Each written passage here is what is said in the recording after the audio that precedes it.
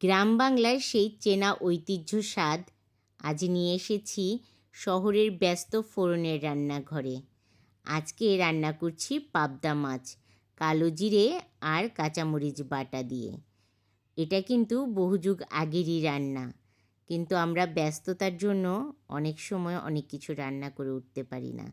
আজকে সহজ আর সিম্পলভাবেই রান্না করে দেখাবো।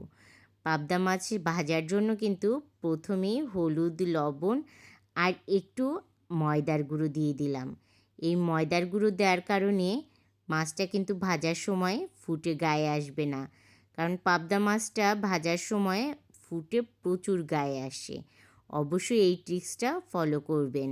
একটু তেল আর একটু ময়দা, আটা বা চালের গুঁড়ো মেখে ভাজবেন। 100তে 100 কাজ করবে। মাছগুলো ভাজার জন্য কিন্তু এখন প্রস্তুত হয়ে গেছে।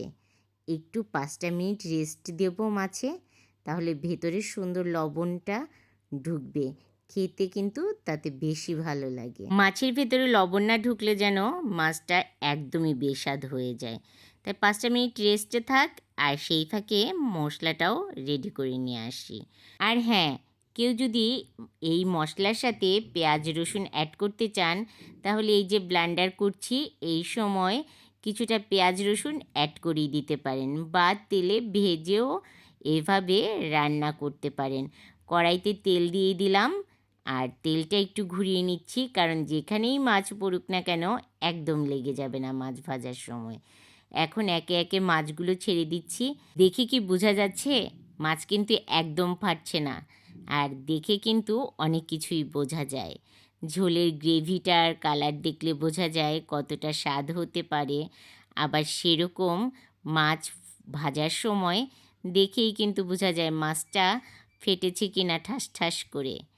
আপনারা কি বুঝতে পারছেন কি না আমাকে অবশ্যই জানাবেন। মাছটা এখন উল্টে দেব। 1 পিঠ ভাজা হয়ে গেছে। আর মাছ উল্টানোর সময় ছোট্ট একটা টিপস দেই।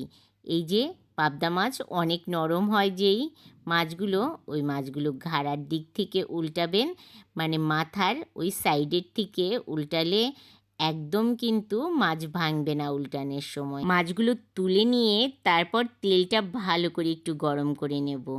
তারপরে তো ফোড়ন দিতে হবে।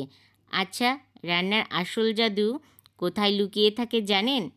শহরের দামি দামি মশলায়? একদম না। আসল ম্যাজিক হলো রান্নার সঠিক ফোড়ন। যেই তরকারিতে যেই ফোড়নটা লাগবে ঠিক সেটা যদি দিতে পারেন, তাহলেই কিন্তু আসল ম্যাজিক হবে, মানে আসল স্বাদটা পাবেন।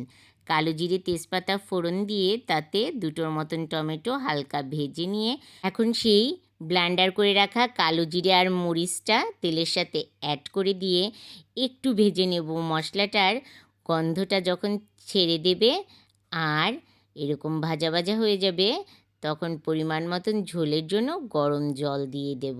মাছ রান্নায় গরম জল দিলে ঝোলের স্বাদটা কিন্তু দ্বিগুণ বেড়ে যায়। মাছের ঝোলটা ফুটে আসলে ভেজে রাখা মাছগুলো দিয়ে একটু নাড়িয়ে চাড়িয়ে 2 থেকে 3 মিনিট রান্না করে নেব। তারপর এতে দিয়ে দেব চালের গুঁড়ো গুলে। এই চালের গুঁড়ো গুলে দিলে মাছের ঝোলটা কিন্তু একটু ঘন হয়ে আসে। এটার স্বাদ কিন্তু একদমই অন্য লেভেলের হয়। একটু ঝোল চেক করে দেখছি লবণ লাগবে, তাই একটু সামান্য লবণ দিয়ে দিলাম।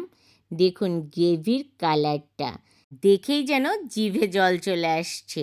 গরম ভাতের সাথে কিন্তু দারুণ লেগেছিল।